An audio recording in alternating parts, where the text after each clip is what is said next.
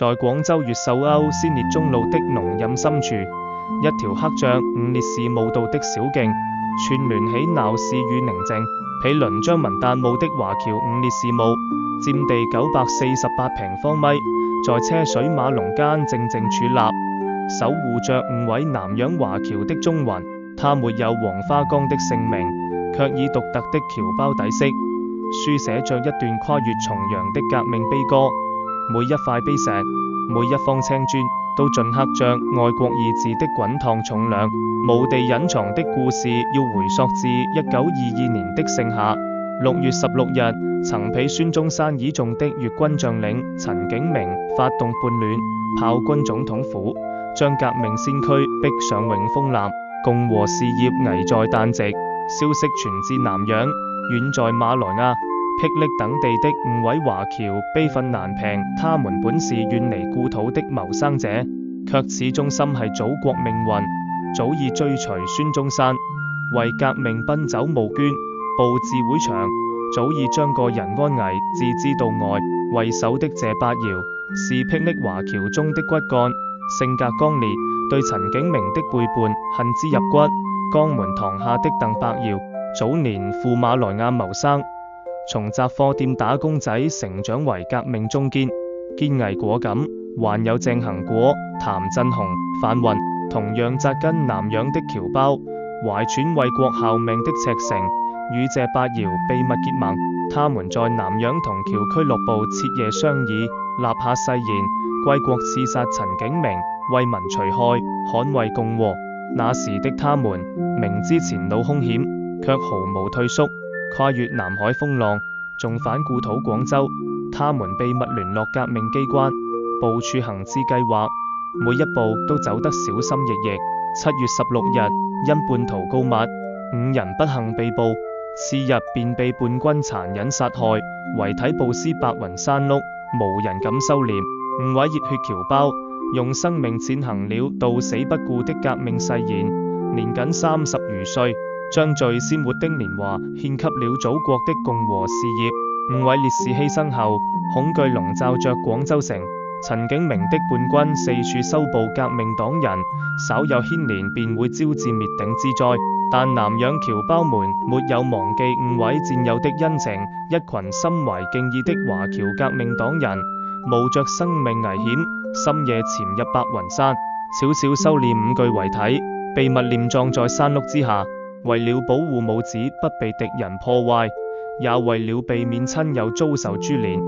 他們做出了艱難的決定，墓碑不署烈士真名，託名河南公民立石為誌，將范雲改名為郭家信，用化名守護蹤魂。這塊無名墓碑像一道無聲的屏障，隔絕了亂世的風霜，卻讓5位僑胞的英魂得以安息。1923年，孫中山率土陳聯軍攻克廣州，陳景明下野，革命形勢扭轉。1924年10月10日，國民革命政府為5位烈士舉行隆重遷葬儀式，將遺骸移至先烈中路現址，重建墓園，終於讓蹤魂有了安穩的歸所。如今的華僑伍烈士墓地，雖歷經百年滄桑，卻依然莊嚴肅穆。整座墓園以花崗岩構築，坐北朝南，由牌坊、墓塚、方柱體墓碑等建築組成，佈局規整，盡顯革命紀念建築的厚重與肅穆。當我踏入墓園，首先映入眼簾的是刻有伍烈士墓道的門額，踏過50米石磚甬道，便抵達核心區域。墓塚底座長8米，高4米，形制樸素而莊重，承載着5位僑胞的赤誠與堅守。最引人注目的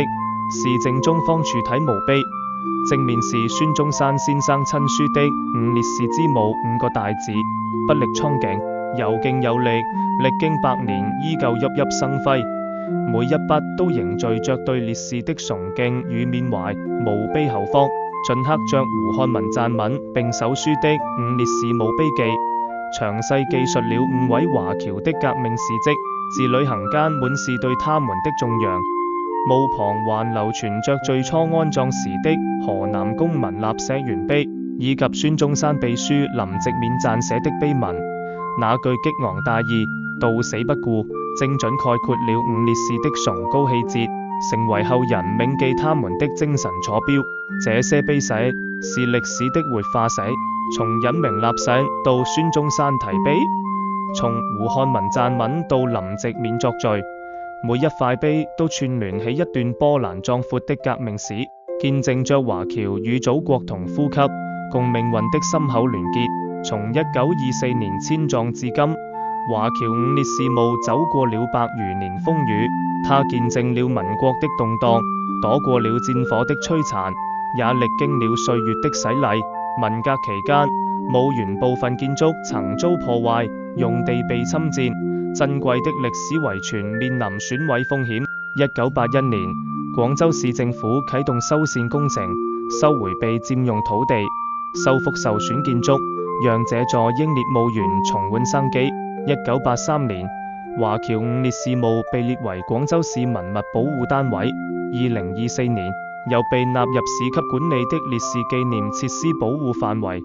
正式確立了其歷史與紀念價值。如今的墓園，白天靜默肅穆，鮮少有人打擾，唯有風吹過樹梢的沙沙聲，彷彿在輕聲訴說過往。偶爾有市民駐足碑前，默默致敬，讓忠魂的故事代代相傳。在近代中國革命史上，華僑始終是重要的力量。從辛亥革命到護國運動，從護法戰爭到國民革命，無數華僑慷慨解囊，投身戰場，為祖國的獨立與解放奉獻一切。華僑五烈士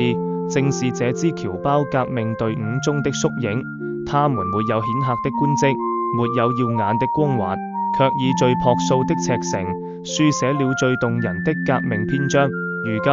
漫步在墓園小徑，觸摸着斑駁的碑石，